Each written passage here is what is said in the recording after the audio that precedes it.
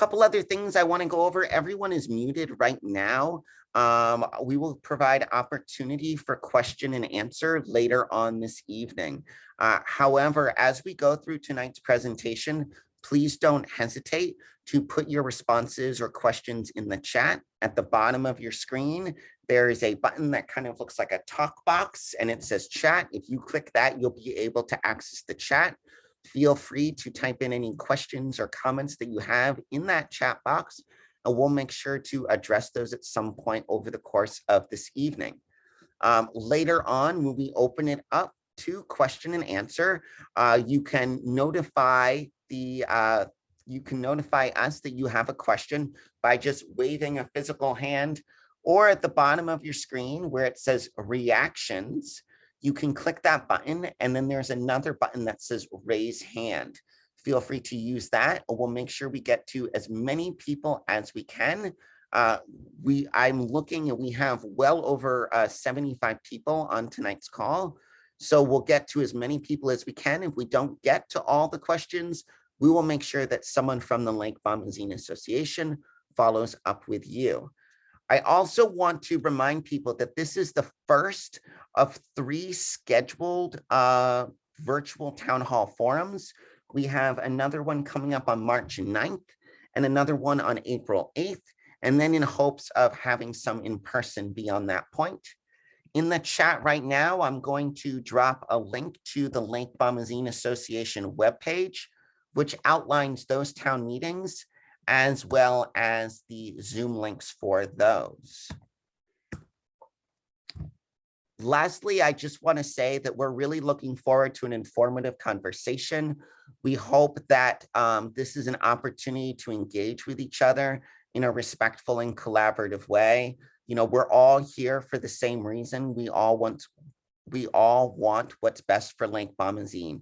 And this is really the first of a 3-part series to start engaging in conversation to explore the various options out there. Let me just pull up the slideshow and make sure I haven't missed anything here from the introductions.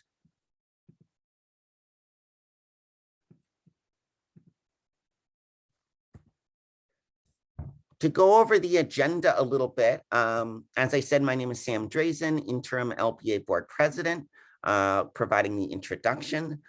Next, we're going to hear from Meg Modley, who will share a little bit about the impact of aquatic invasive species on lake habitat. And then we're going to hear from Steve Anderson from the Lake Bomazeen Association Water Quality Committee, to share a little bit about what we've seen in Lake Bomazeen over the last several years. Tom Gilbert, LBA Vice President, will share a little bit around some of the pros and cons of various mitigation options. And then, as you could see, we've really dedicated the majority of tonight's time for open discussion. Again, the goals of tonight's meeting are to share information about the impact of invasive species on the lake, to discuss comprehensive management strategies, and really answer as many questions as we can and concerns, and provide an opportunity for open feedback, conversation for all of us who love and care about Lake Bomazeen.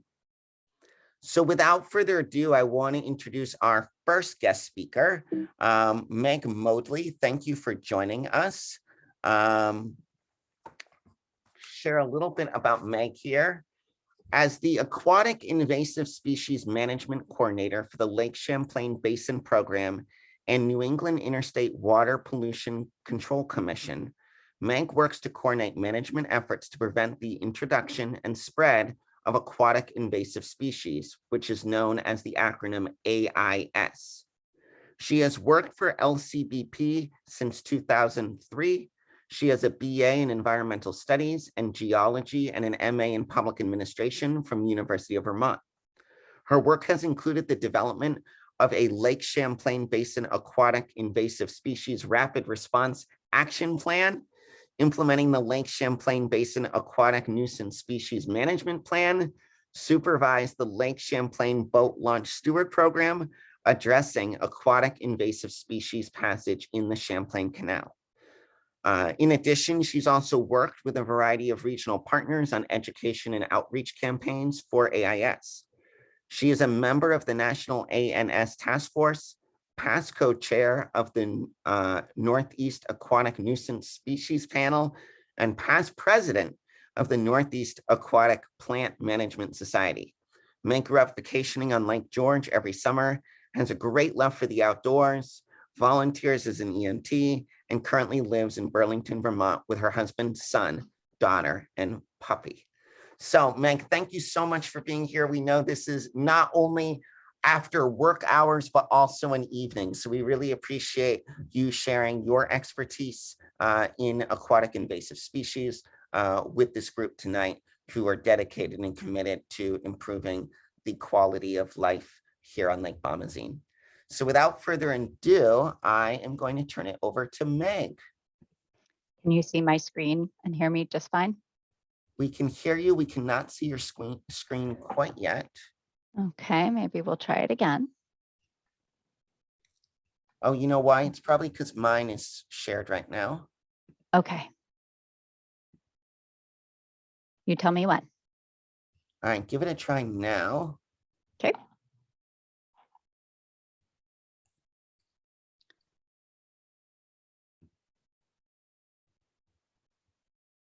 There we go. Is that the cover slide? Yes. Excellent. Okay. Thank you very much. It's a little unnerving to hear your bio read aloud in front of you. I just realized that's way too long. We need to shorten that up. I'm really glad to have you join me this evening. It's really nice to speak with all of you. I have some familiarity with Lake Bomazene, and I've been down working on it when there was the Asian clam infestation, and have done some other water quality monitoring in that lake with the state of Vermont. But it's really nice to be with you all this evening. I'm here primarily to give you sort of a high-level overview about aquatic invasive species, the 101, what kind of impacts they can cause to the environment and to human health and to the economy, and talk a little bit about what comprehensive management might look like. So I'd like to start out by highlighting our watershed, the Lake Champlain watershed here in red. I do this to point out that our organization, the Lake Champlain Basin Program, was formed in 1990. We're a federally designated organization. We receive funding from the Environmental Protection Agency, the Great Lakes Fishery Commission, the National Park Service, and the International Joint Commission. And our primary purpose is to implement our long-term water quality management plan for the entire basin, called Opportunities for Action. So while we do our own research and education and outreach, we also give out a huge amount of dollars in grants to local watershed associations and lake associations to implement and do the boots on the ground work to achieve water quality. And one of our 4 highest priorities for management includes aquatic invasive species. Aquatic invasive species do not respect political boundaries. They're more likely to follow watersheds or like longitudes, latitudes, temperatures, etc. So to start off, let's start with the general definition of what an aquatic invasive species is. So by definition, an invasive species is non-native, not here pre-European settlement, and it has to cause some type of harm, whether that's harm to the environment, to human health, or to the economy. And when we talk about an invasive species, we're talking about plants, animals, and pathogens. And here we're focused on aquatics. So when I think about the big aquatic invasive species that are affecting our watershed, Lake Champlain, and other large lakes like Lake Bomazene, commonly there's Eurasian water milfoil. Unfortunately, recently we've had an infestation of spiny water flea and fishhook water flea in Lake Champlain, and zebra mussels, which amazingly have not colonized many of Vermont's lake, but are present in Lake Bomazene. So I want to show you what it looks like in Lake Champlain. And here on the left side of the screen, you can see introductions over time and the total number of non-native and invasive species that we know present to be in Lake Champlain, total 51. So the invasive species are these green species here, the most harmful ones: water chestnut, Eurasian water milfoil, alewife, fishhook water flea. These are the bad actors that we've been able to measure causing harm. Then we have the non-native species, some of which we've introduced for our enjoyment, like rainbow trout and brown trout, but some are non-native and are way lesser known, like the woodland pond snail. That's an organism that's non-native to Lake Champlain. It's present and we're not measuring it to cause any type of harm. So it's just a non-native species at this point in time. The reason why we focus on these and why it's relevant to Lake Bomazene is here in Lake Champlain, we have 51 known non-native invasive species, and that's really a source lake of invasive species for Lake Bomazene because there's a lot of traffic between Lake Bomazene and Lake Champlain, overland transport on boats and trailers. And there's a number of different pathways by which invasive species can move across the landscape.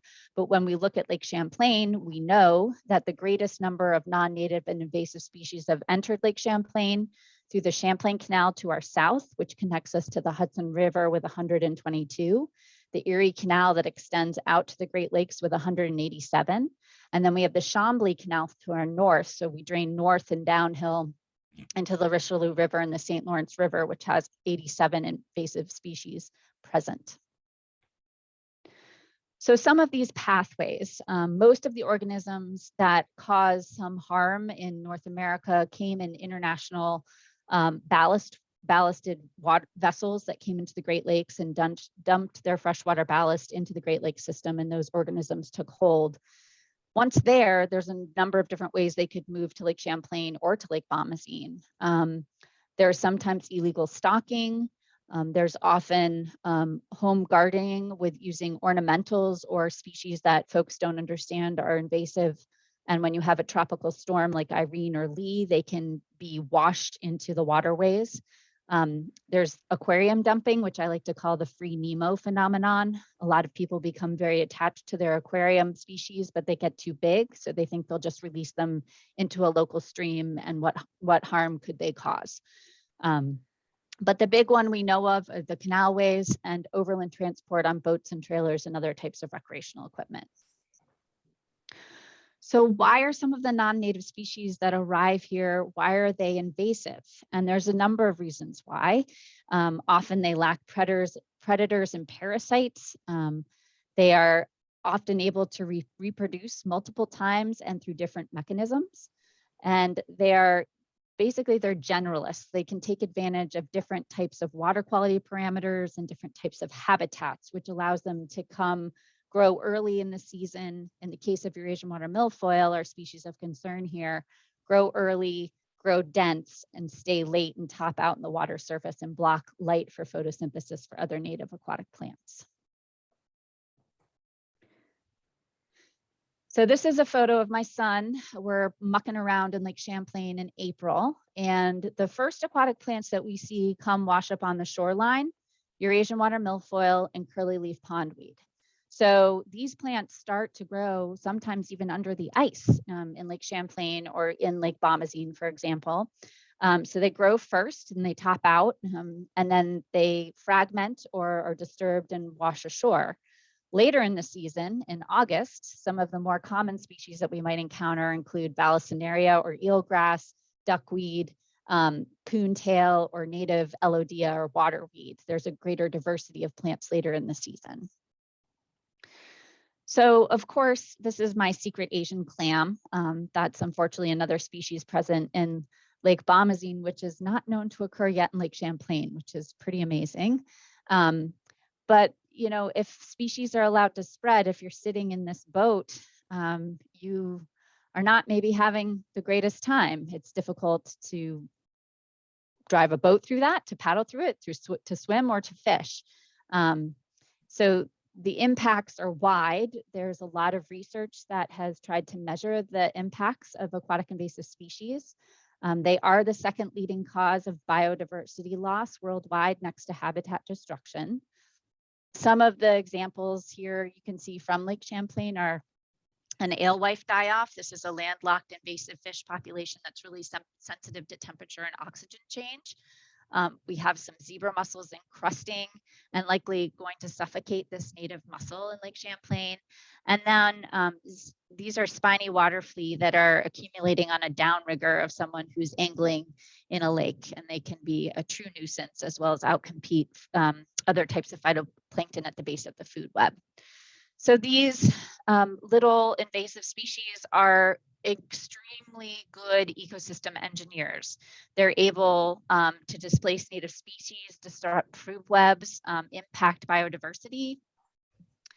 They also can have impacts in terms of processes that are occurring in the lake itself. And again, we come back to this species loss issue. We do have documentation that it's the leading contributor to the decline of 42% of US species federally listed as threatened or endangered. So impacts specifically of aquatic invasive plants, we see these plants growing very dense. They grow first. So they crowd out native species, they decrease plant diversity, they can decrease light and oxygenation in the water underneath these dense plant beds. And then they are changing the habitat complexity. It's making it more simplified in a monostand of aquatic plant growth. And these things can have additional impacts to the lake, but it depends on which lake you're in and what the water quality parameters are of that water body. And I think that's, a little bit of a topic of discussion for our next speaker. Conversely, native plants are really good at providing food for all the different flora and fauna that are present in the lake, providing shelter and habitat, protecting shoreline and preventing erosion, and supporting diversity. So in terms of economic impacts, they're expensive. Across the United States, we're spending more than 120 billion in damages every year. A large amount of that is due to zebra mussel infestation to water intake infrastructure. So whether that's aqueducts, canalways, other water intake pipes for agriculture irrigation, those are some pretty significant impacts. In Lake Champlain, we spend about $500,000 annually to control really dense beds of water chestnut. And a really great case study for Lake Bomoseen to consider is the Upper Saranac Lake in New York has spent hundreds of thousands of dollars on milfoil management, and they have actually really succeeded at getting their population under control and down to a maintenance level. But overall, when these dense plants are growing along the shoreline, we're seeing impacts and reduction in property values along the shoreline. So it's very hard to give a talk about invasive species without showing this graphic, and it's really important to introduce the concepts of containment versus eradication and also management. So eradication, a lot of people want that to be their goal, to get rid of whatever it is forever so it doesn't come back. To do that is really challenging. You have to have people who are trained to look for it, to identify it early, and to get rid of it when the population is small and not widespread. Oftentimes, you can't really identify the invasive until it grows in population and size. Then eradication might still be feasible using some tools, but it's going to take more resources to achieve that goal.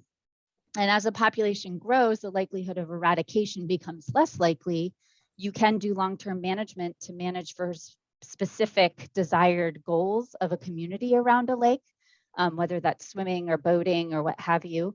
But you may be into a pretty long-term management option where you're containing the population, managing in high-use areas, and really trying to prevent the spread of that organism.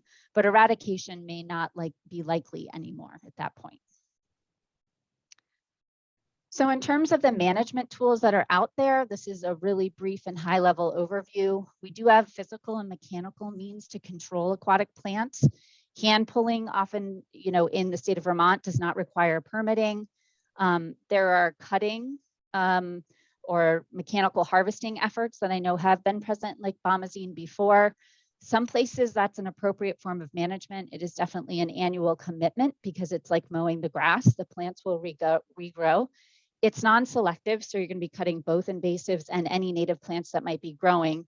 And fragmentation is unfortunately a way that Eurasian water milfoil spreads, so it may actually be contributing to the spread of the organism in the water body that you're working on.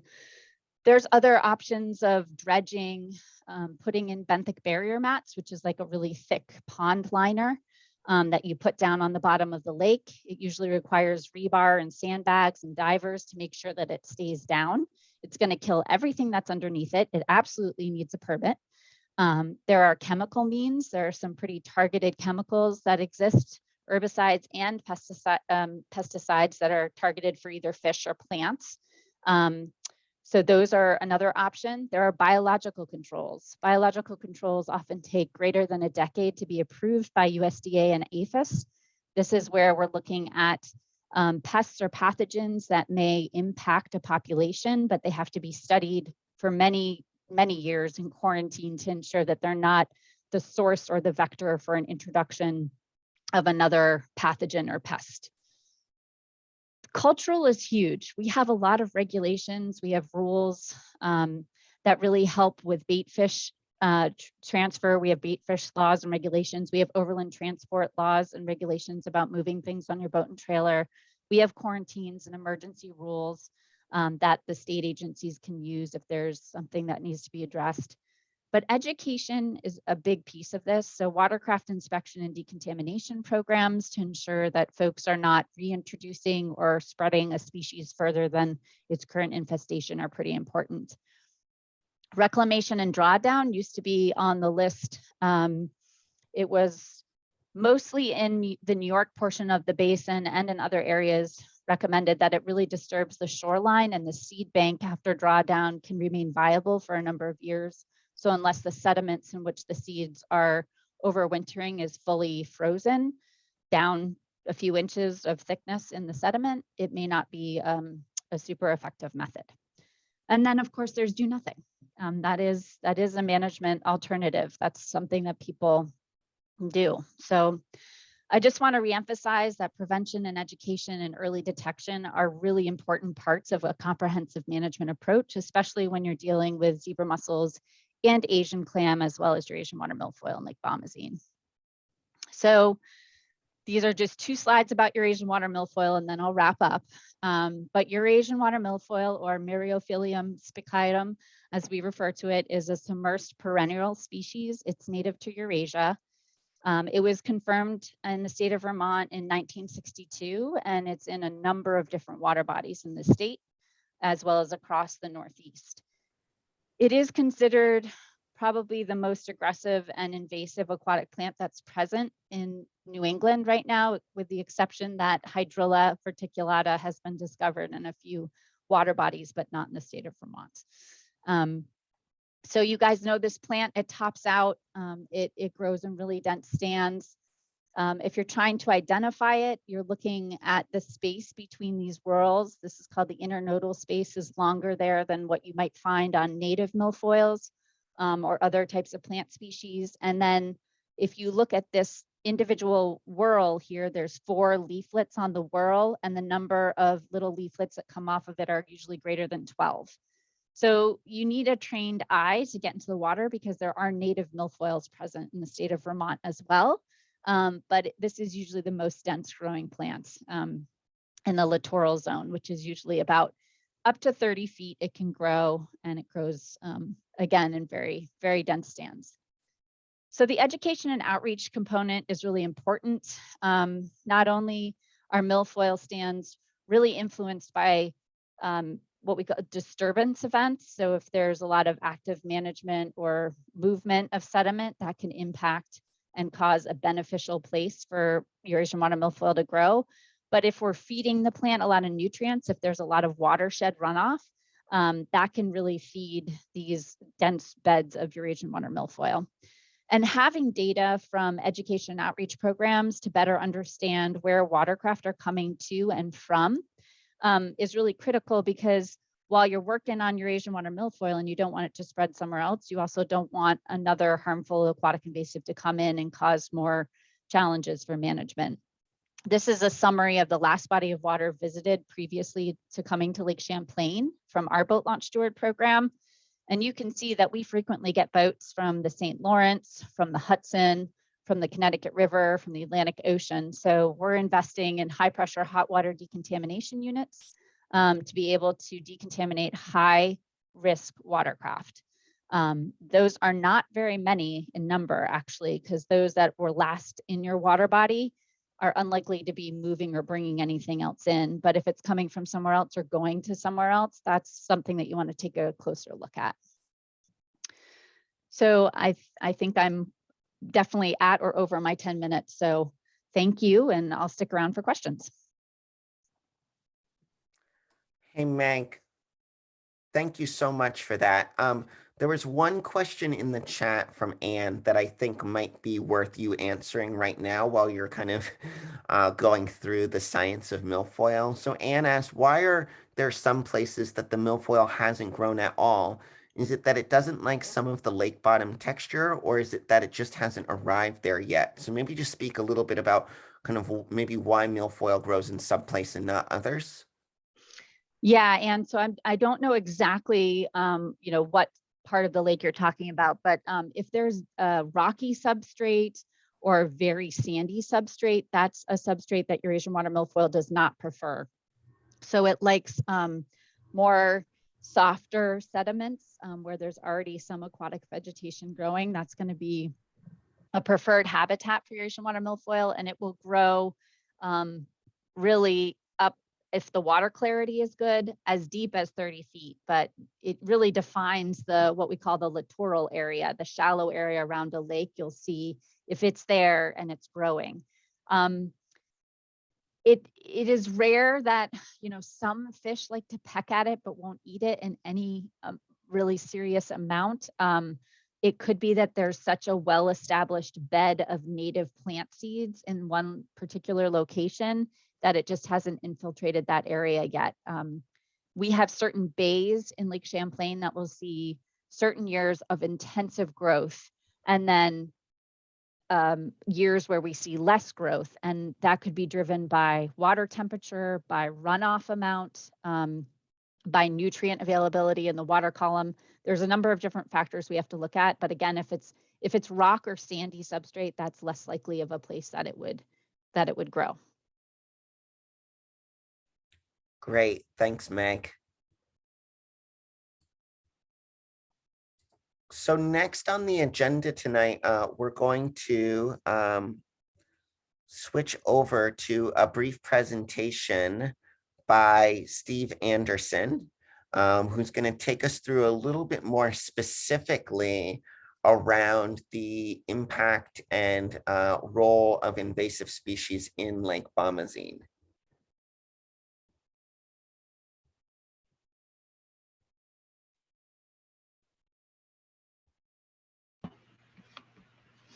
All right. Hopefully everyone can see me, hear me. Better off hearing me than seeing me. And I'm just going to bring up the slideshow, Steve. All right. And I'll just tell you when to.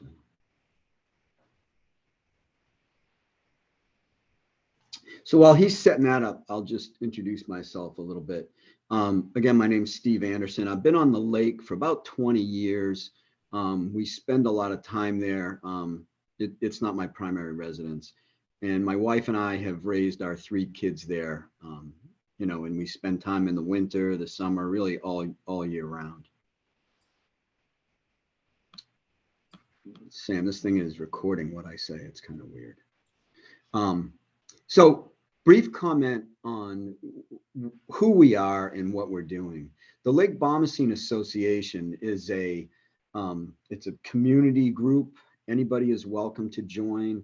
And it was started way back in '54 with a group of people who just wanted to try to help clean up Lake Bomazene. At that point, there was a lot of pollution, a lot of sewage, and they worked hard to get that fixed and made big differences.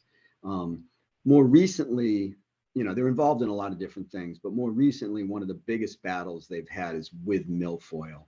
And over the years, they've tried a lot of different things. Unfortunately, as you all know, none of them have been very successful. And so as a group, and again, I welcome everybody to join. Sam, slow down. We're trying to sort of work for the community and find solutions to things that we hear from people are a problem. And that's sort of what today is all about. Sam? So just what I'm going to do, and I'll try to move a little quicker here, is a brief history. And then we had a big survey done looking at the lake and what weeds are there. And then talk again briefly about a possible treatment plan. Sam? So history-wise, and that's a great book, by the way, put together by Castleton State History students. It was first seen in Bomoseen in the 70s. They've tried a number of different things, some early machines to pull it out, mechanical harvesting, drawdowns. They've actually done chemicals in the past. Back in 1976, they treated about 60 acres. Didn't work very well because all the weeds died and made more mud, which allowed other weeds to grow. The milfoil issue has grown by a factor of 3 over the last 5 years. 5 years ago, the Lake Bomoseen Association did a survey and found about 220 acres. Most recently, we found about 620 acres. So it's really increased quite a bit. Sam? Skip this one, unless you want me to talk about what she already spoke about. So the survey, and this survey will be available on the website. There's a lot of data in it. I'm going to just sort of hit the highlights of it. So it was done this past September. It was co-funded by the Lake Bomoseen Association and also the Lake Bomoseen Preservation Trust. We're working together, approaching this. And we're also now working together with a group that's above Float Bridge as well. They evaluated the whole lake from the channel up above the bridge. She referred to a littoral zone, and that's an area where plants can grow 20 to 30 feet deep. For this study, they used a depth of 20 feet. And in that 680 acres where plants can grow, 620 had milfoil. Again, it's an aggressive plant. The woman that did the survey, I spoke to her at length, and she was actually very excited about Bomoseen because she's done a lot of surveys throughout Vermont, and she found Bomoseen to be one of the most diverse lakes with a lot of different species, and all but milfoil were native species. So we have a lot of native plants in Bomoseen. Sam? So just briefly how they did the survey, and if you look at the blue map of the lake there, the red rectangle is just the section that's being shown here, so you can just see it better. But the survey includes the whole lake, broken up into pieces like this. So any area where the water is shallow enough to have weeds, they marked locations a certain distance apart. And they would go to each one of those locations and pull weeds up and assess what types of weeds were there or plants, how much of it went to the surface. Sam? So as an example, this red cross-hatched area is where they found milfoil, which again, it's pretty much all of the shore, any place that's shallow.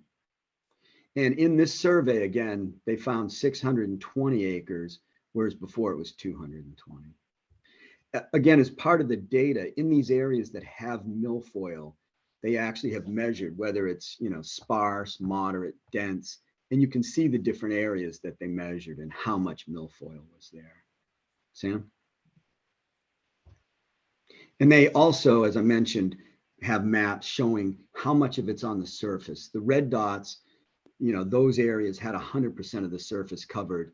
Some had, lesser amounts. And so you can look throughout the lake and see the amount that they saw in September. Sam? Just to make a point about the other plant materials in the lake, which there are a lot of, this is just 2 examples of 2 different plants that were measured. And again, they're grown in a lot of the same areas, and in some areas they're relatively dense, some moderate. So milfoil is just one of the, I call it a weed, but one of the plants in the lake that we're focused on because it is invasive. But there's a lot of natural plants that I don't think anybody wants to get rid of. Sam?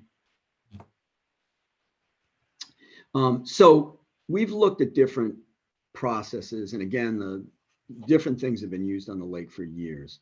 So we are trying to put together a plan that we think will not eradicate, because I think to get rid of all the milfoil is essentially impossible, but get rid of almost all of it to the point where it's not affecting things and we can manage it. This plan will include a lot of different things: surveys, water testing, which we've already looked at. A big part of this is the application of an herbicide, because unfortunately none of the other processes are capable of doing what we're trying to do. Barriers, as she alluded to, would be used as well. Suction harvesting, known as DASH, would be used. And these different things would be used to minimize any use of herbicides. Currently, they're doing some harvesting. As she mentioned, sometimes that can create problems. In the next couple of years, if we were to execute this program, we probably still would use some harvesting. And we're also doing some skimming with a different piece of equipment that doesn't cut weeds, but it pulls existing floating weeds out of the lake. The greeter program, where we check boats in and out of the lake, would be significantly expanded with more people and potentially even some stations where we can wash the boats to make sure that the weeds are removed before the boats go into the lake. And especially if we get rid of most of the milfoil, the last thing we want is new milfoil coming in that can reseed in different areas. And then, of course, community involvement and surveillance of weed growth. Again, she alluded to that. So if there are any areas where new weeds start to grow, we can identify them and hopefully get them out of there without having to use any herbicides. Sam? So the herbicide that we found, and they've looked at chemicals in the past, and most of them have not been good. A lot of risks, a lot of problems with them, and they killed a lot of stuff. There's a new one out, and it's been out and it's been used for the last 4 or 5 years in Vermont. It's called Procelicor EC. There's different versions of it. The EC is a very dilute version that's used in Vermont and up in New England. Down south, they use one that's about 10 times more concentrated and stronger, but it's not used and probably not allowed up here. But very different than the other herbicides in the past. It's very selective for milfoil because that's really all we're going after. There are a couple of other invasive species that it will kill, but not at these low concentrations, and we don't have those anyway. Essentially no effect on other plants. There's a couple of native plants that it will damage a little bit, but it doesn't really remove them. They kind of wilt a little, but the plants stay and they regrow. There's been a lot of testing on it, and they've shown that it has no harm to fish, different animals, invertebrates, and they've also done studies, and there's no sign of any harm to humans at all. Sam? So the way this particular herbicide works, instead of having to fill the whole lake, which you can imagine with bomacine would be, tons and tons of chemicals, it's only applied right where the milfoil is, and it's only put sort of right at the root area, the base of the plant, which is where it kills it. They use an extremely dilute small amount, 2 parts per billion, and that tiny amount is only put where the milfoil is. So most of the lake will never see any of this chemical whatsoever. The nice thing about it is it doesn't take a lot of contact to the weed to kill it or to start the process of it dying, so that the chemical doesn't have to sit there for weeks and the whole lake doesn't have to be full of it. So really a big advantage. And the weeds break down. And when the weeds break down, they kind of dissolve. They don't just become a dead plant that decomposes on the bottom, turning into muck. They kind of break up and dissolve, like if you put salt in water, it just dissolves into solution. The various government agencies have been looking at this again for 4 or 5 years, and really feel that it's a very good alternative or option to manage these because of its excellent safety profile and the fact that it's selective and doesn't affect other plants or other animals. The EPA has done all sorts of studies for it, and they have put really no restrictions on it. They feel that it has very limited risk for any harm. Department of Public Health in Vermont, negligible risk to any public health. And then the DEC has had a lot of input on it, and they feel that it works very well for this without affecting other things. Sam again. So this slide got kind of weird on us, but it's been used in a number of lakes already with very good success. Many of them right around us, and these lakes are listed here. Sam? So the way this could potentially work, if it's decided and allowed to be done, would be to treat a third of the milfoil in a given year, and that would be done over 3 years. One of the reasons for doing just a third is it limits the impact of the treatment affecting a smaller amount of the plant material in the lake. In addition, we'd be using the other techniques to attack the weeds to minimize the herbicide. Small spots might be needed to be treated afterwards with the herbicide that were either missed or due to reintroduction. It requires a yearly maintenance program where you're checking and eliminating small bits of weeds so it doesn't all start to grow back. This process would include a lot of notifications when any treatments were being done, testing of the water after the treatments, and resurveying of the weeds. It's a pretty comprehensive process to do that. Various people have asked about the drinking water issue because a number of people on Lake Bomoseen pull lake water out to cook and drink with. And the EPA has studied this, and there's no restrictions whatsoever. According to the EPA, you can drink the water the same day the treatment's done. State of Vermont has taken a little more conservative approach and recommends not having contact or drinking the water on the day of treatment. If this program were to be done, anybody that drinks water from the lake would be supplied with, bottled water for that purpose. Sam? So just briefly, the areas that would be treated, you can see the 3 different colors. There's sort of a pink, a red, and a yellow. So each of those areas would be done on a different year. And at this point, the plan, if we were to do it again, would be to start up top and then move down because of sort of the current flow of the lake. And again, this is proposed. And you might notice that there's years put in there. That would assume if we were to start it this year. But the bottom line is it would be year 1, year 2, year 3. Sam? So what do we need to do this plan? Is one of the biggest things is we need general community support. Again, we're not the parents of the lake. The LBA doesn't own the lake. We're here to help. And if this is something that, people want to do, then we can help make it happen. Our job has been to sort of go out there and see what the options are. And this meeting is to educate the community as to what this option is. We would need a state permit, of course, to do anything like this. We do not have one. An application was put in just to open up the options. The stuff is not real cheap. A program this big would take a fair bit of funding, so there'd be a large fundraising effort.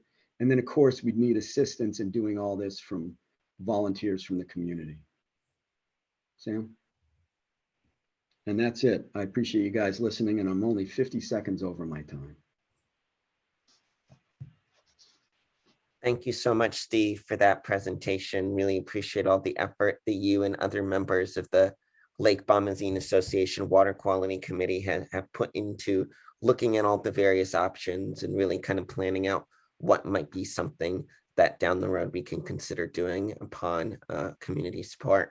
I'm going to turn it over now to Tom Gilbert, who is LBA Interim Board of Directors Vice President.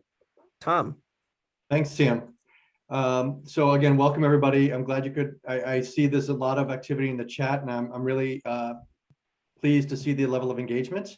And by way of introduction, my name again is Tom Gilbert. I spend weekends up at the lake for the last couple of years on the east side of the lake with my family, two children, wife, and a dog. And my son is an avid fisherman. You'll see him out there pretty much from sun up to sundown and on the dock during the summer. We're avid kayakers and just have grown to love the lake over the years. And the reason I joined Lake Bomoseen is we saw that, that we were having challenges with the milfoil in the area of the lake. And so I want to work to make sure that we've got a habitable lake, one that all can use, and that we are careful in terms of how we manage the invasive species in the lake. So what I'm going to do is as Sam kind of advances the slides, is just to talk to you, recap what are the mitigation options and what are the pros and cons to each.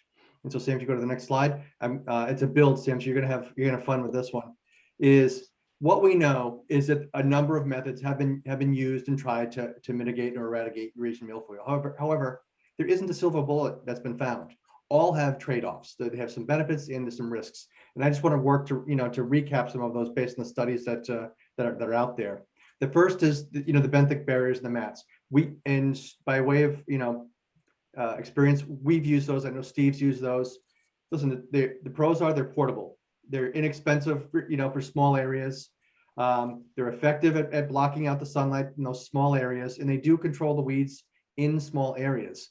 But it's costly. We've seen quotes in terms of, if you wanted to do this broadly, it would cost anywhere between, the ranges between $5,000 and $15,000 an acre. And if you do the math on what Steve had said and highlighted in terms of the number of acres, it's just cost prohibitive. Additionally, it's non-selective.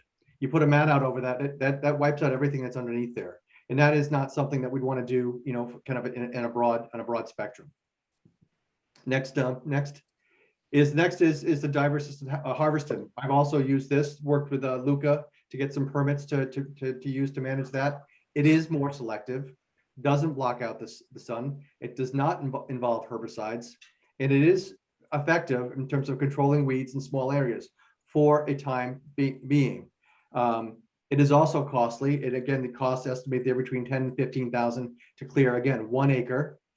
It's labor and time intensive. There are a number of, if you've seen it, there are a number of divers that need to go in just to clear a small area of around people's docks and shoreline.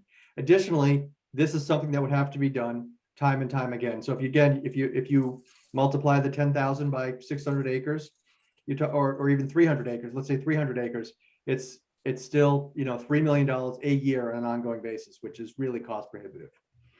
The next.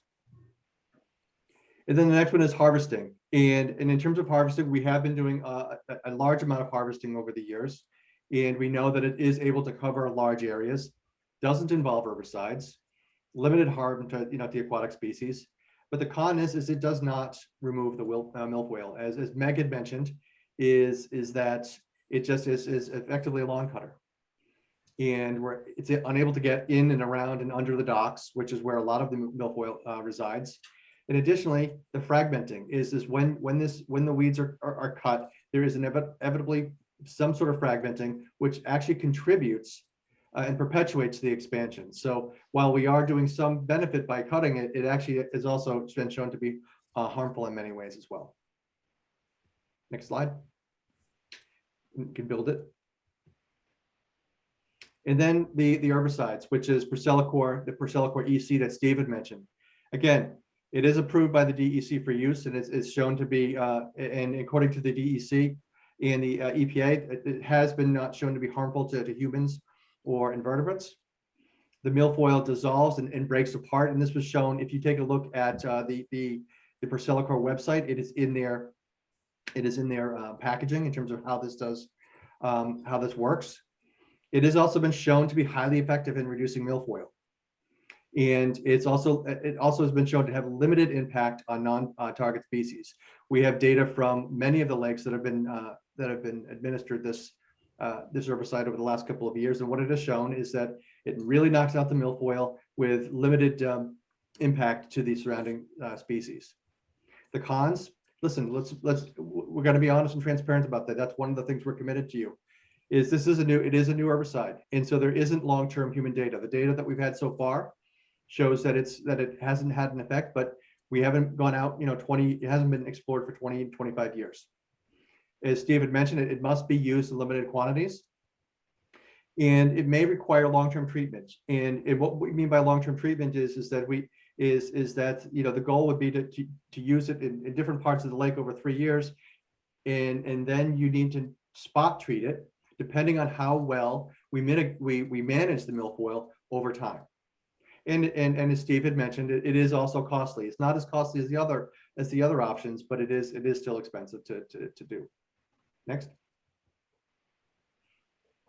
And then the other one is the last one that I wanted to bring to your attention is lowering the lake levels. I know a number of you had suggested this, and we looked into it a little bit. And listen, it is able to cover large areas.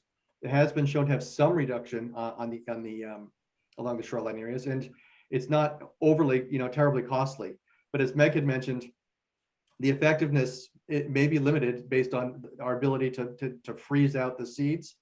but also at the lake. And you've seen, you know, how broad the milfoil prevalence is.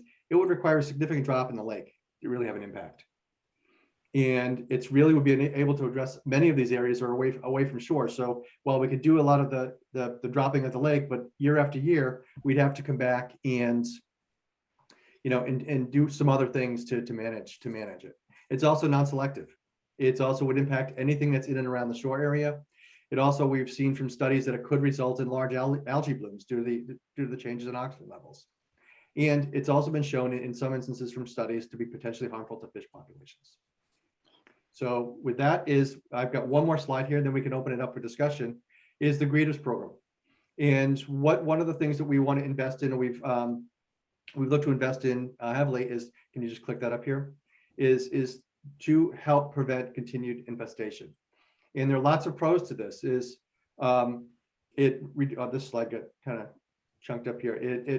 It provides, educates boaters on the importance of managing the invasive species. It removes the species before leaving the lake. But it also teaches adolescents, the people who are working the lake, the importance of lake quality. We're able to dock and track the changes in lake activity. And it also educates both boaters about boat safety and the impact of AIS on the lake. In terms of the cons, it prevents new introduction, but it doesn't really address the current milfoil situation in the lake.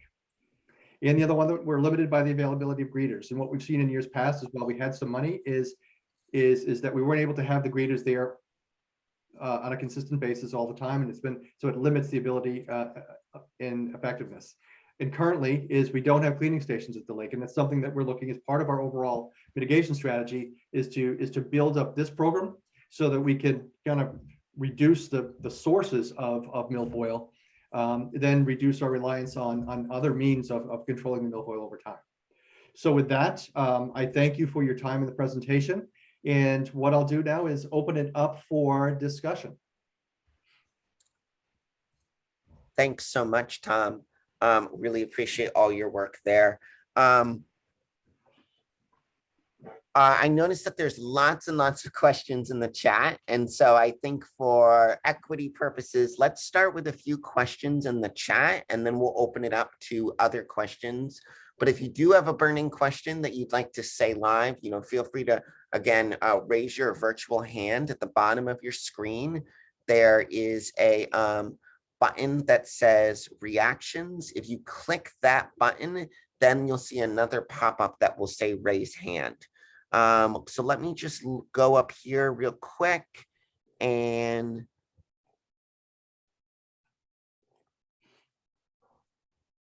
let's start with question about costs for these sort of mitigation strategies. This question's from Andrea.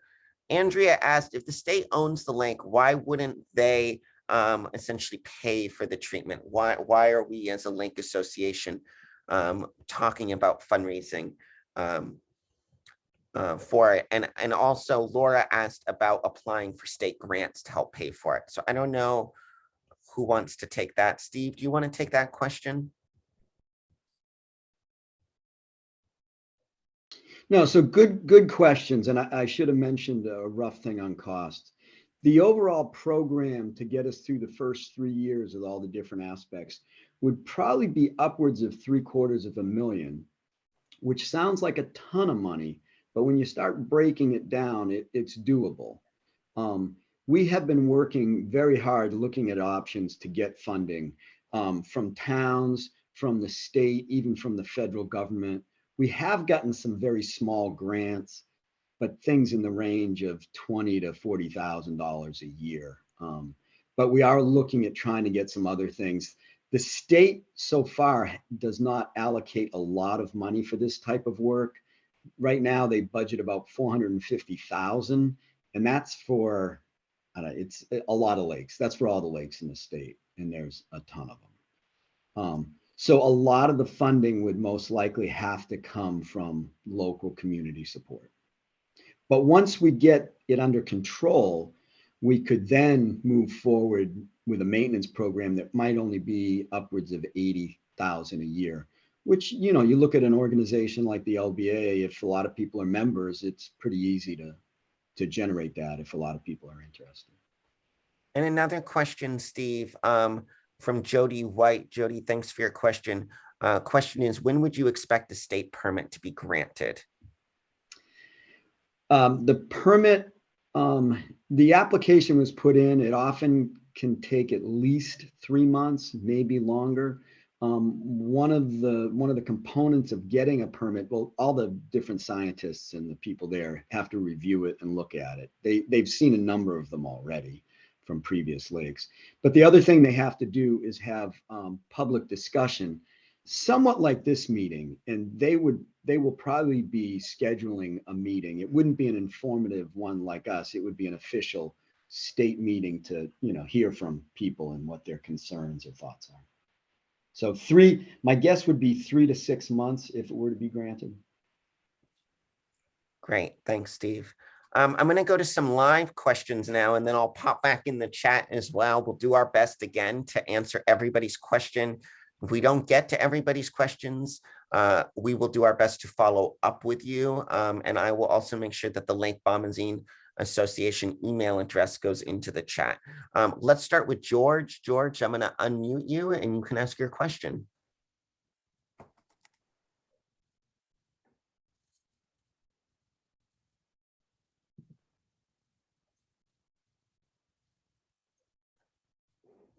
He's still on mute, Sam. George, you should see a button that pops up to give you permission to unmute yourself. Okay, can you hear me? Oh, now we've got you. Yeah, what do you want to share?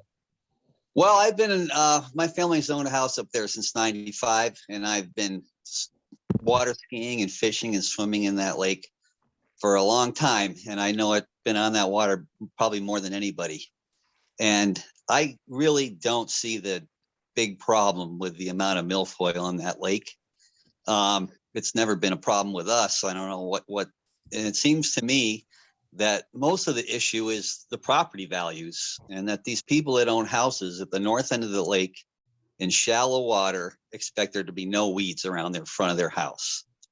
And I've been reading right from the Share the Edge handbook here, and it basically states that homeowners don't have any rights to do anything to the water or the weeds, and that it states that it gives refuge and a place for breeding for fish and invertebrates. And, and also these weeds protect the shoreline. We got wake boats going by our house with 3-foot breakers coming off them, eroding our shoreline. And I just don't see the need. And it's a very serious business of putting chemicals in that lake. It's nothing to be taken very lightly. I know your presentation makes it sound like it's no big deal, but it is a big deal. And I've talked to a lot. I know fishermen, everybody's not a fisherman, but we see every inch of these lakes. We fish Hortonia, we fish Lake St. Catherine, and we know what happens to the fisheries when you put this stuff in the lake. It ruins their habitat. The fish totally change their habits, and you can't catch any good fish down there. And and we're a good barometer of what happens to these lakes when you put that stuff in there. And there should be, in the state of Vermont, I'm very proud of, they're very in the forefront of green energy, organic farming, stopping runoff going into Lake Champlain. And the idea of putting chemicals in that beautiful lake just boggles my mind. And it just, these people drive their boats around, and I swear it's all about the dollar, and people don't want to see any weeds in front of their house because when they go swimming, a weed touches them. I mean, I'm sorry, I'm getting a little worked up because it's very emotional because I love that lake. So And I see what Sam, I'd like to happened. respond. So George, you've had time. We were allotting 90 seconds for time so that we And can I get all the thank you. questions in. So thank you. So again, my name again Tom Gilbert. I live in the east end, the western side of the lake. I've been only again for 2 years, and I can attest that we do have a significant a problem with the milfoil, and it has nothing to do with home values for me. I'll Okay. So I try to swim off my dock there, and I get I'm just up to my waist and neck in weeds. Okay? Well, you manually remove them. You don't have to Well, dump but chemicals. you know what? That's the easy way out, the easy way out. So I respect your opinion, and I'm just explaining to you that is an issue, and that our people on different parts of the lake are experiencing that. I'm going to ask everyone to be respectful of people's motives here, Mhm. not I just about apologize. property values. It's just an emotional topic. I respect that. But I want, and what we had in terms of the ground rules at the beginning was to assume good intent by everybody, because we want to hear from everybody. But I'm going to ask I'm going to ask people to be respectful of one another as we're doing these conversations.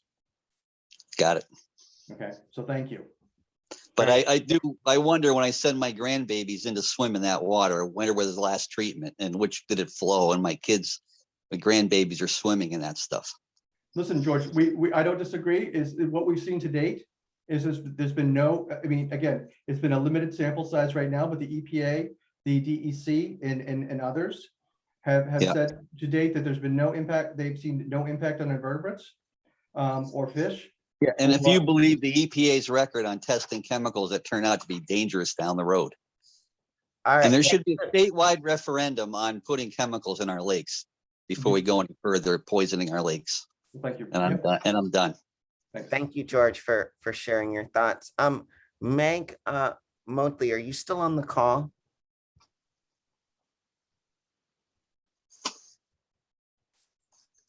Yes, I'm still here. Oh, hey, Meg. I wonder if maybe you could just share before we jump to the next person. And we have Peter and Jen and Betsy. You've been super patient. I really appreciate it. The nice thing about the virtual hand is your arm doesn't get tired. We will get to you. Meg, do you want to just maybe share a little bit more about kind of the impacts of milfoil? I know you had talked a little bit about that earlier in the slideshow, but it might just be helpful to talk about some of the science, kind of just biological impacts of milfoil. Yeah, so I mean, there's a lot of different impacts that have been measured from different aquatic invasive plants. Eurasian water milfoil in particular tends to grow in what we call a monostand. So it's a very dense area of aquatic plant growth. In the absence of Eurasian water milfoil, the native plants typically don't grow as dense, as high in the water column. They don't always top out at the surface. So there's a number of different impacts that you're going to see from that. So there's going to be a loss of photosynthesis for other plants. It's going to shade out and eliminate some habitats for native species. In our really dense beds of water chestnut in the southern end of Lake Champlain, for example, we have oxygen levels that are almost near zero under those dense beds. So it's not good fish habitat. It's not good habitat for anything in that situation. Mostly fish really like to be on the edge of the plant beds, especially when they grow in that dense form. So I'm not sure, exactly what you're looking for, but, we can measure the loss of diversity of plant growth in a dense bed of aquatic invasive plants. We can measure changes in water quality parameters. We can measure a decrease in, these are the things that we can measure. So we can measure a loss in property value over time if there's really dense aquatic plant growth, as opposed to more varied, diverse, and not as dense plant growth on a shoreline. So, we can point to those different sources of research, but overall, the challenge with them is usually how the user interfaces. So it's about, can I swim through it? Can I fish in it? Can I drive my boat through it? It depends on what your desired use is of the water body. So, that's the challenge, is managing the resource for the different users. Thanks, Meg, so much for that response. Appreciate it. All right, Peter and Jen, you have been waiting so patiently. You should get a notification in just a minute to unmute yourself. If you accept that, you can ask your question.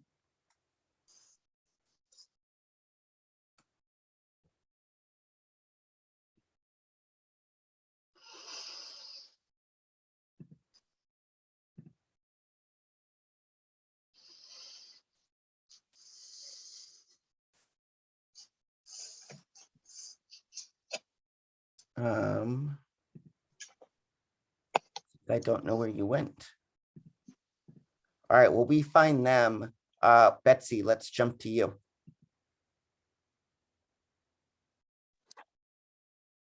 Hi, can you hear me? Yes. Okay, the gentleman before, I understand how emotional you're getting about this, but I also want to say that we bought a house on the lake. We have spent our own money to put the mats down. We go out and rake. I bought a house so that my kids could jump in the lake and swim. And somebody once said that we want it to be a swimming pool. I don't want it to be a swimming pool. We fish, we do everything else, but I want it to be someplace that's clean enough and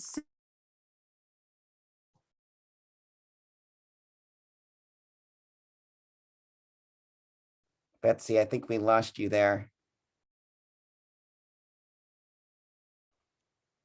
All right, Peter and Jen, let's try this again. All right. safe enough Oh. so that we can enjoy it on all different levels. And in my mind,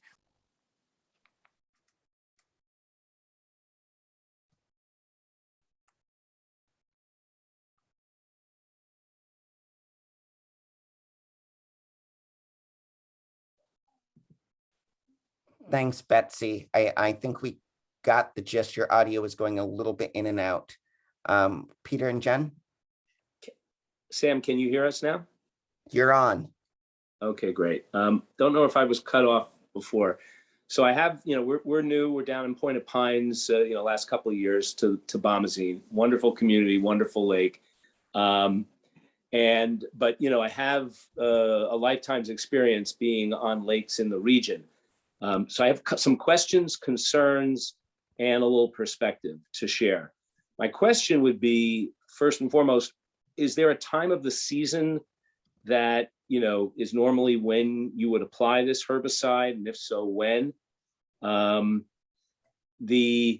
definitely have concerns about the herbicide itself. I mean, obviously nothing to do lightly, and these studies that purport to show that there's no harmful effects to humans and others, is that going to be available on the website for us to take a look at more closely?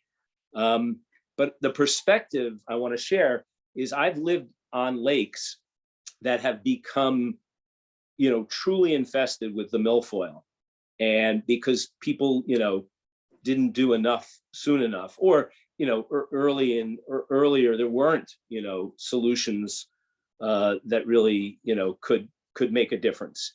And whether it was fishing, swimming, boating, everything was ultimately negatively impacted by the milfoil, specifically the invasive species that crowded out everything else. And once you reach a tipping point, it becomes so much harder to do something about.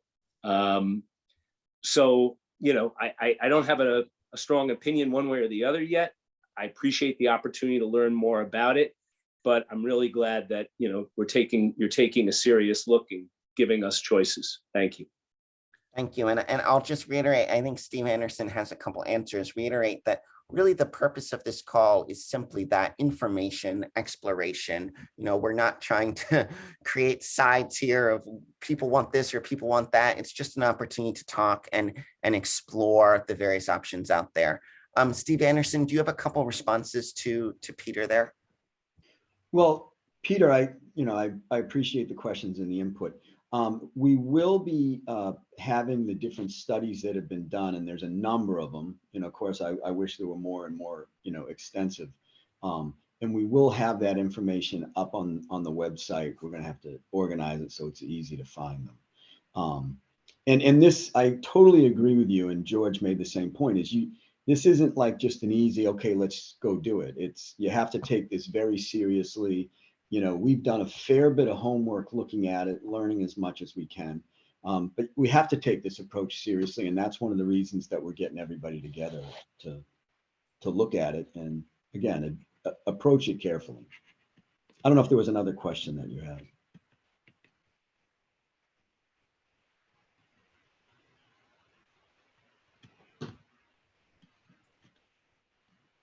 Back to you, Sam. What about the when during the season? Oh, It would that's the be other applied? question. You treat during one of the, sort of at the major growth point, which is often, right around in June is the optimum time when it's growing the most. Other live questions before I go back to the chat? Again, feel free at the bottom of your screen to click the reactions button and you can raise your little virtual hand and then I'll know who wants to speak. Or Lynn, you have a physical hand there. All right, Lynn, hang on. In a second, you'll get a message to unmute yourself. Hello, can you hear me? We can. Hi, I do want to thank everyone for looking at all these options, people who really care about the lake, which I do deeply. I have been living here year round since 2006. My family has been on the lake since 1938. I have 5 grandchildren who love the lake as much as I do. Our drinking water comes from the lake. So I have said before at an LBA meeting, I'm pretty horrified at the thought of herbicides being put in our water. We keep being referred to the chemical company's website. Well, of course, studies commissioned by a chemical company would tend to support the use of an herbicide. I'd be interested if there is any independently funded research. I take exception to when I see that there is a statement that says no harm to humans.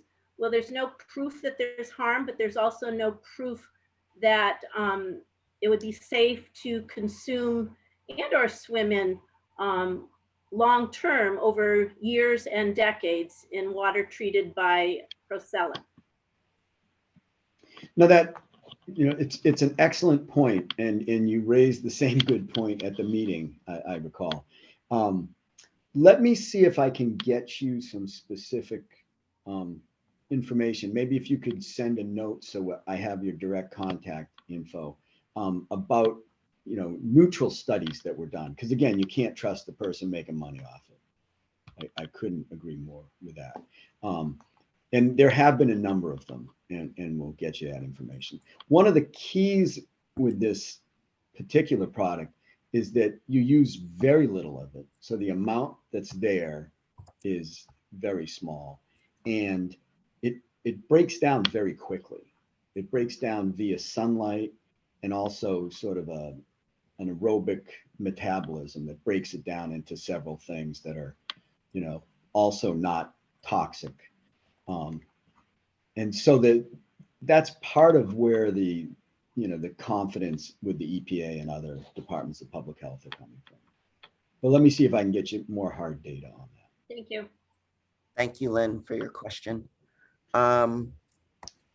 Other questions that are live. I'm also putting again in the chat some links to some resources. We've been trying to update the Lake Bombazine Association website as much as we can, and also a link to the Lake Bombazine Association email. So if you have other questions or would like additional resources, feel free to reach out to us. We'll do our best to get back to you. We are all volunteers on the board, so give us a couple days to get back to you for sure.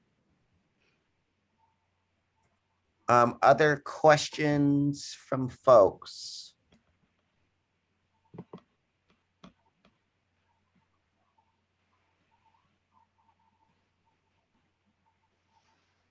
Just want to scan my screens here, make sure I don't miss anybody.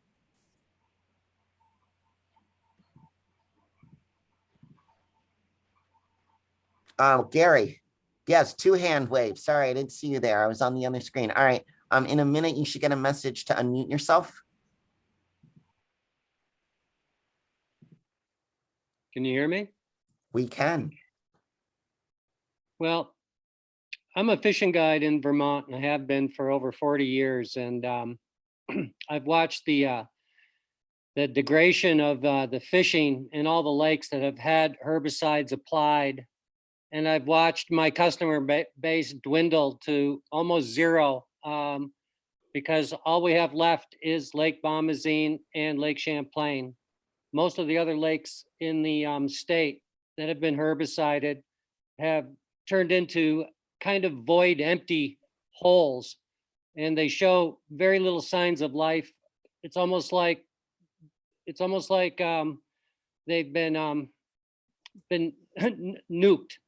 And I do think that for swimming, maybe this milfoil is a pain in the neck. There are other ways to deal with it, and there are ways for the homeowners to clear swimming areas. There's all kinds of tools and accessories that will keep milfoil from coming back after they cut it and pull it and rake it from their areas.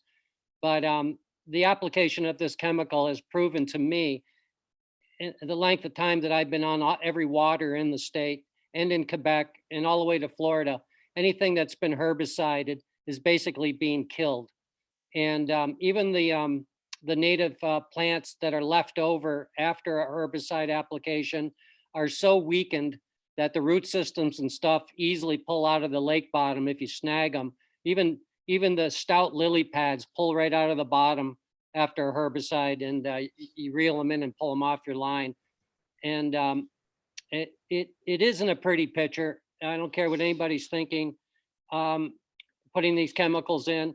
I've read the use and application guide, and Steve, there are things about Procelacor that I'm not sure if you're really aware of, but 60% of the chemical in Procelacor is not discussed because it's proprietary. So we don't even know what it is. They only list 3 chemicals in there. And I don't even think Lake Bomazene can be applied because you can't apply it to any waterway that has current or has an outlet. It's right in their application guide. And Lake Bomazene has both of those. So this whole idea of using chemicals in the lake is kind of preposterous.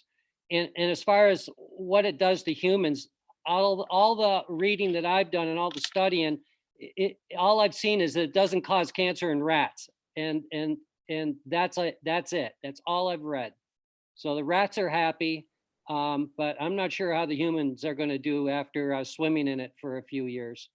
So to me, it's a really scary proposition, and I thought I'd just let you know. Thanks, Gary, for your thoughts. Looking at the time, we are getting close to 9 o'clock. Looks like we have another question trying to go between the chat and the live here. Trip, I see your hand up. In a minute, you should get a link to unmute yourself.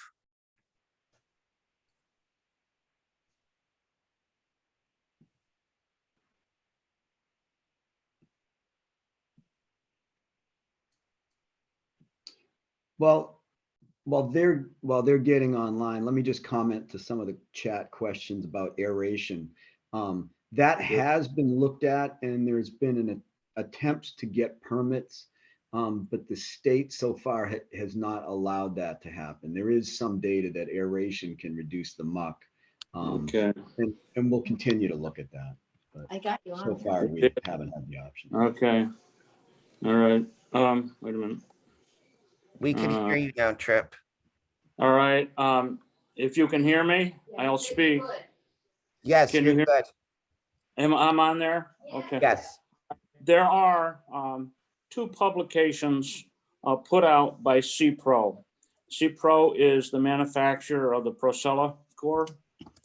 One is the application manual, and the other one is the safety data sheet. And the safety data sheet is apparently done by an independent company. And it is true, it's Carrie said, it has been tested on rats. You can't test that stuff on a human, I don't think, and get away with it. But shows in a short period of time, again, in a few days, it did not harm the reproduction of a rat. Another thing that it does show that is there are 3 main ingredients in this chemical, and one of them fluorophylhexaphen benzyl is not a chemical that disappears rapidly. In other words, I'll read it right here. It does not biodegrade. It biodegrades very slowly in the environment. Fails to pass OECD EEC tests for ready biodegradable. If I can't say it all. In a 10-day window, it failed, and it only biodegraded 14% in that 10-day window. So this stuff isn't something that's going to go away in one day. I don't know where somebody got that information. Another thing that I think should be noted, and this is in the application manual called Procella Core EC. It's true, it was selective systematic herbicide for management freshwater vegetation in slow moving or quiescent waters with little or no continuous flow.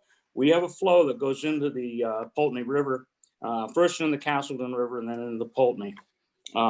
So that should be considered. I don't know what happens downstream from it. Another thing that in your planning here for this, and I think the planning people have been doing a good job here in trying to figure out how to do this in a long-term thing. But there is on page 3 of the application manual, resistance management.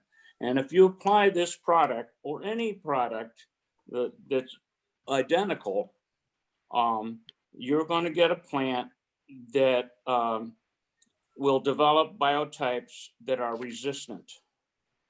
And if you're going to do this chemical, put it down here, come back in 3 years, do another section, you may encounter this resistance. And if that's the case, then you got to use a different chemical. Thirdly, no one's mentioned this, but all these other lakes that have done this chemical basis, yes, they've killed the weeds and they killed them quickly. The weeds do fall on the ground. I don't know what's magical about Procella that it will dissolve a weed. I don't know anything short of nitric acid or something that will dissolve a weed and let it float away. These weeds will die on the ground on the bottom, and they'll rot just like any other plant. So I think we got to look into that. We don't want to use something to kill a weed and then cause another problem by doing that, and then have to deal with the other problem that we got methane gas and marsh gas. So these are some things that I think you got to look at, and I would say that everybody should read these 2 manuals put out by the Procella company and go through that in detail and see what you think, and go from there. That's all I can say. Thanks, Trip, for your thoughts. We are getting very close on the end of time here this evening. Again, I want to remind folks that this is only the first of several town hall meetings. Nothing has been decided. What we're trying to do as an LBA is really provide a platform and an opportunity to gather those who love and care about Lake Bomazeen to discuss various ways that we can improve the quality of lake. Clarence, your hand has been up, so I'm going to call on Clarence, and then we're probably going to be wrapping up for the evening. Clarence, I'm going to unmute you. Hi there, Clarence Beyond. A lot of you know me, and I want to thank Trip. I would be dead against any chemical getting put into this lake. I've lived here for teetering right on 40 years now. I worked every day in the lake in the summertime, right straight through the fall. When I'm not working, I'm fishing in it. And I agree with Gary. Every lake that this stuff has been put into has dropped the fishery tremendously. Now, I know there's probably a few of you that don't give a care about fish, but I've got probably 12 grandkids, and I've raised 4 kids on this lake, and I wouldn't want any of them swimming in a treated lake. So just putting it out there that me and my family would be dead against any treatment there's a lot of other things you can do besides put a chemical in it. So thank you for your time. So I'm going to drop in the chat a link to the Lake Bombazine Association webpage where we've listed the other meetings. Again, our next meeting is going to be on March 9th, followed by that April 8th. We continue to hope to have a healthy, respectful, collaborative conversation together. Again, I'll just reiterate again, nothing's been decided. This is just an opportunity to provide a forum to continue these conversations. I want to thank Meg Mobley again for not only working beyond regular business hours, but also working late into a Sunday night. Meg, thank you so much for your time tonight. Thank you to the members of the Lake Bombazine Association Water Quality Committee for all your hard work in this research, looking at various alternatives, putting together the slide deck in your volunteer time to be here tonight. And thank you to all of you as members of the Lake community for being here and participating. Again, we'll hope to see you on March 9th for the next meeting. In the meantime, if anyone has anything else to share with us, feel free to reach out to us through our email on the Lake Bombazine Association website. Thanks, everybody. Have a great night. Thank you.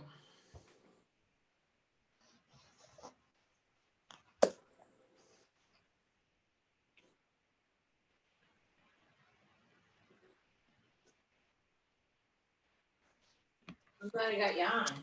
Yes. You've got to